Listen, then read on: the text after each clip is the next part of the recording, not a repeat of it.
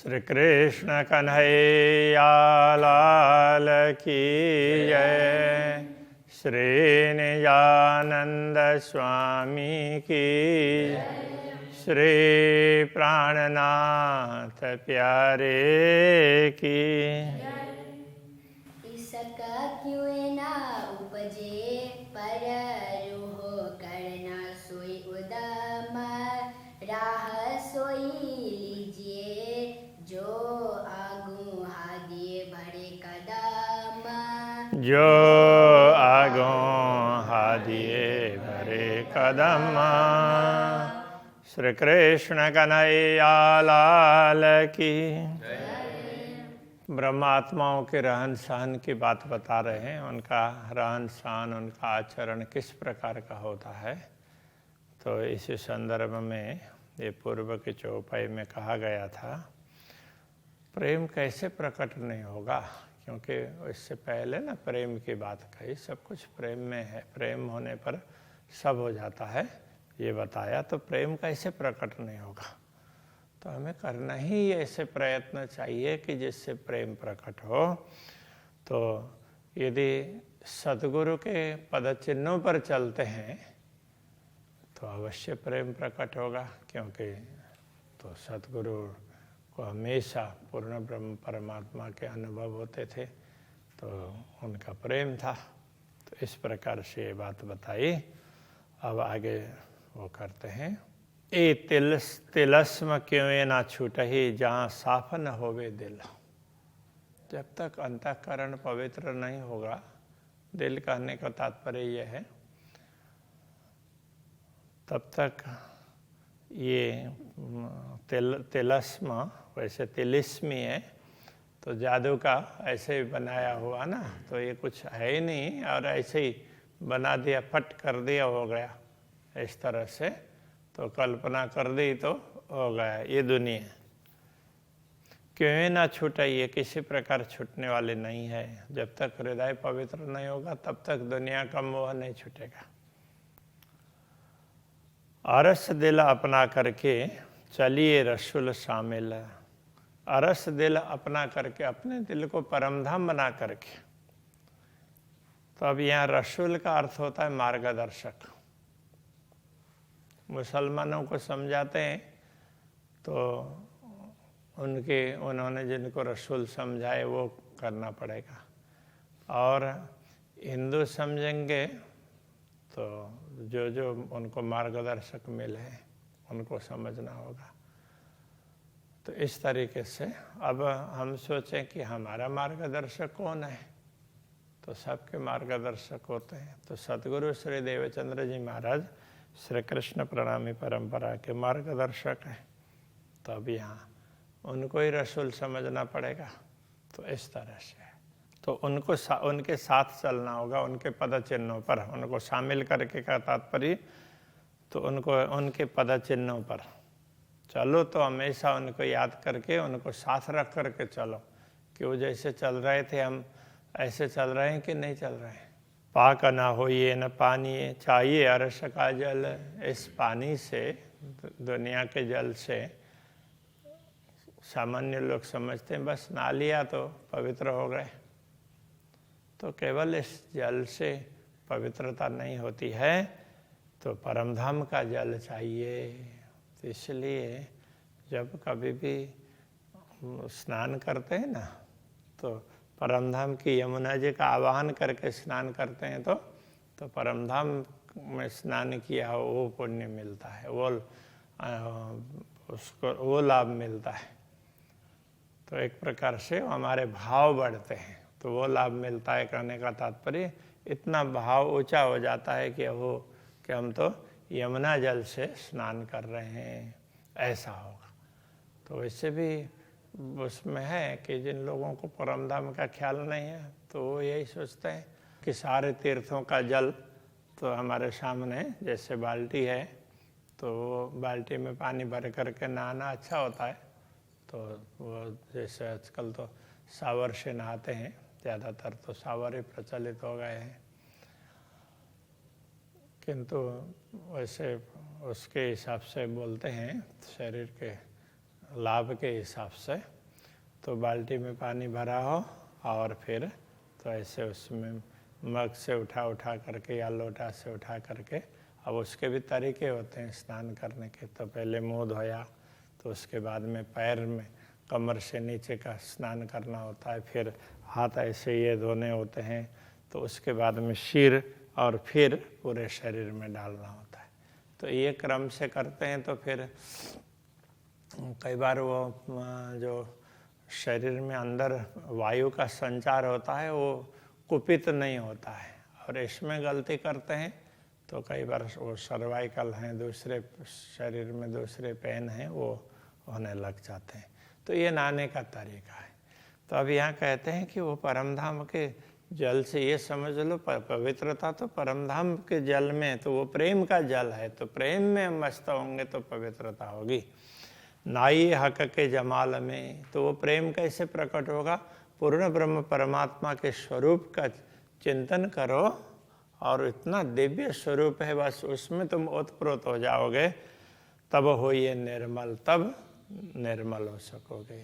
तो हमेशा तो पूर्ण ब्रह्म परमात्मा के तेज पुंज के अंदर ही अपने आप को पाओगे तो निर्मल हो ही जाओगे।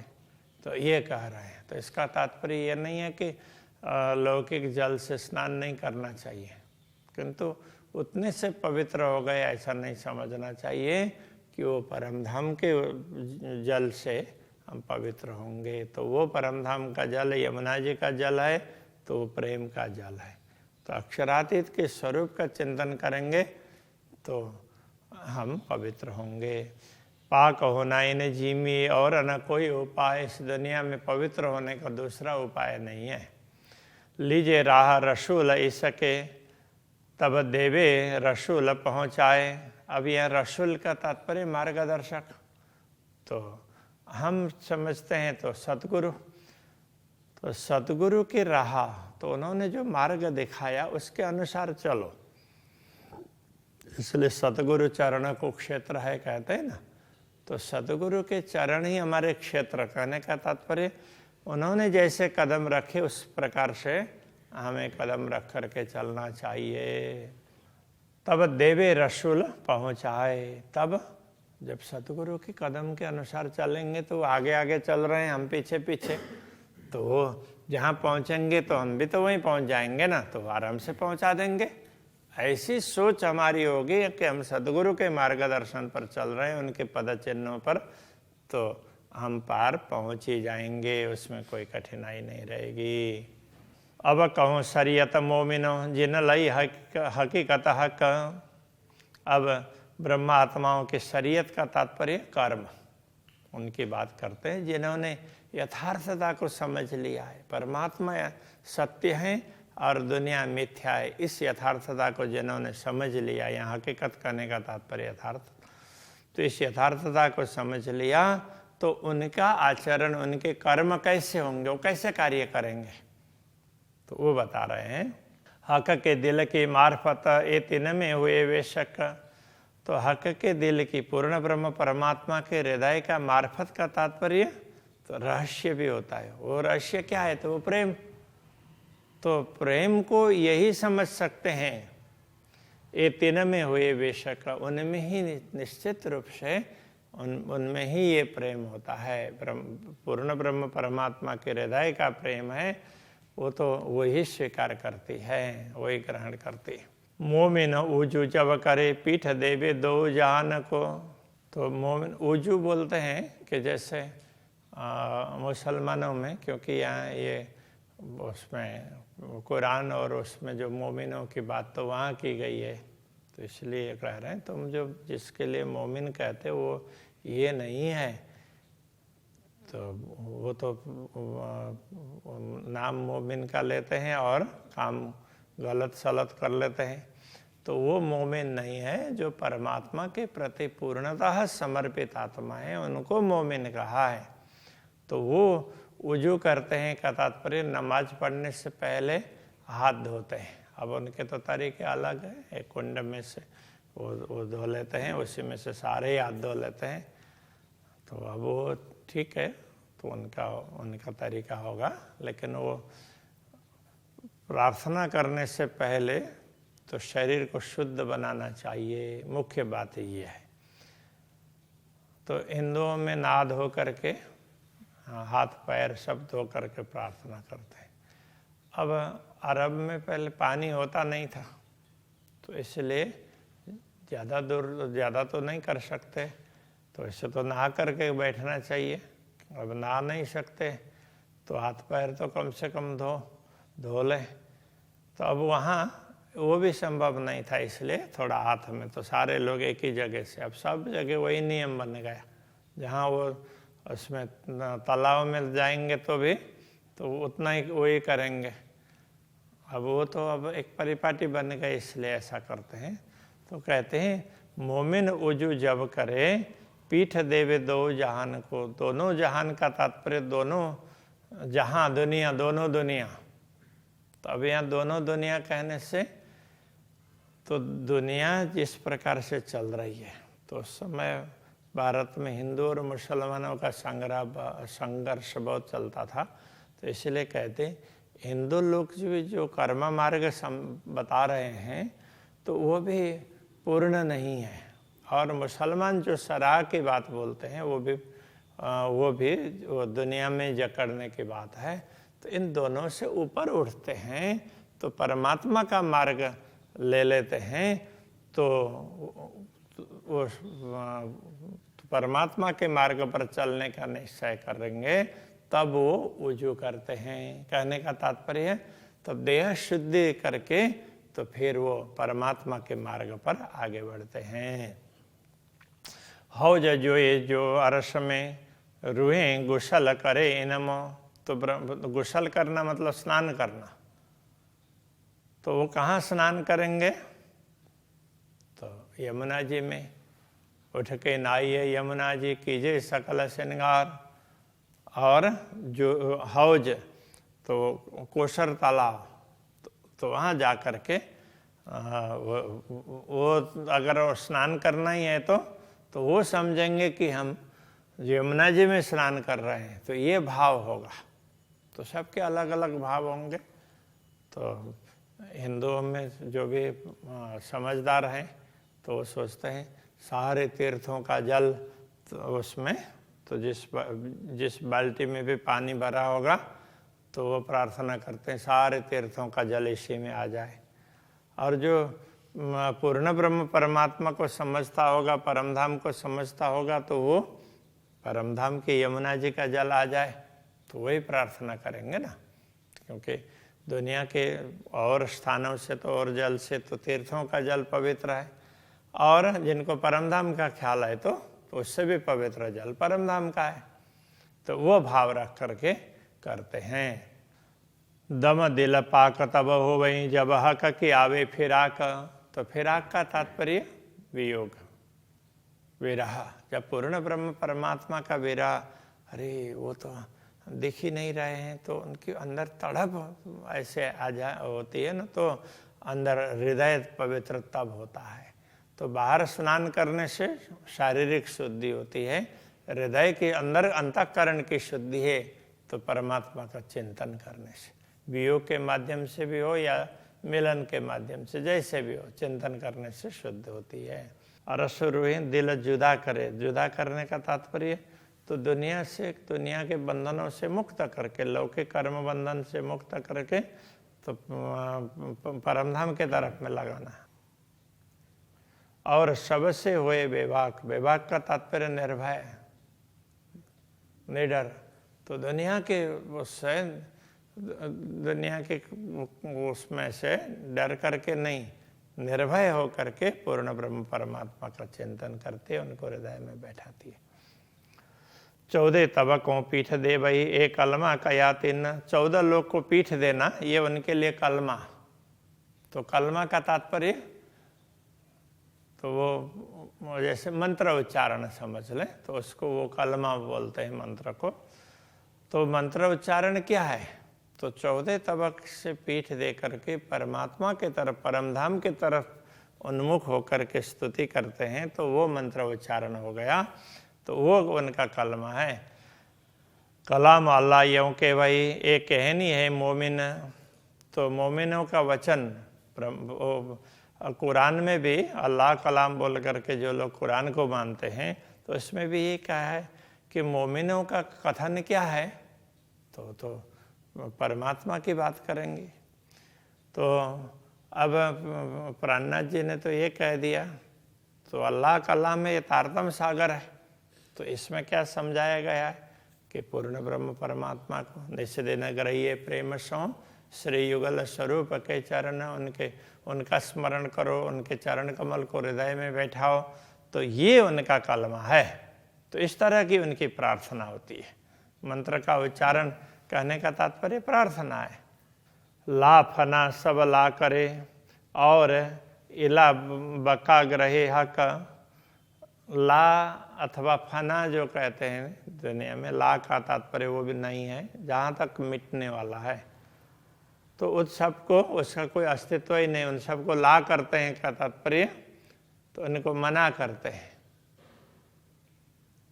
तो मतलब जिस जो नहीं है तो जो दिख रहा है वो यथार्थ में नहीं है, तो इसको महत्व नहीं देते। और इला बकाग्रह का तो जो अविनाशी उसको ही अखंड मान करके उसको ग्रहण करते हैं और परमात्मा को ही अविनाशी समझते हैं, बाकी दुनिया सब परिवर्तनशील है ऐसा मानते हैं। एक कलमा हकीकत मोमिन और हक मारफत बेशक। तो ये कलमा ये ब्रह्मात्माओं का कलमा का तात्पर्य ये कलमा है। हकीकत का अर्थात यथार्थ वस्तु को समझना, यथार्थ ज्ञान। और हक मार्फत का तात्पर्य परमात्मा की पहचान।